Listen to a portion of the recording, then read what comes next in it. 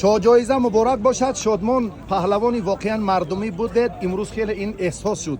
چی گفتنی دارید؟ سلامت باشید. رقیب شما از روسیه بود، 7 نفر رو زد. شما اینو خوب دونستید. بله. چی شد؟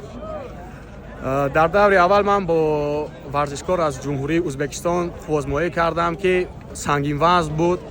خوشبختانه با واسطه حلال حریف خود را مغلوب کردم.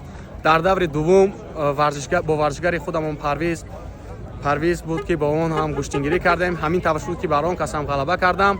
در بخوری فینالی برای شاه جایزه با پهلوان با ورزشکار روسیایی خواستمایی کردم. خدا را شکر که با آن قسم غلبه کردم و سزاوار شاه جایزه گشتم. تمرین ها بیشتر می شود، مسئولیت زیادتر ها؟ بله. سلامت باشید، مبارک باشد یک بار دیگر. جایزه مبارک باشد. شادمان پهلوانی واقعا مردمی بودید. امروز خیلی این احساس شد. چی گفتنی دارید؟ سلامت باشید.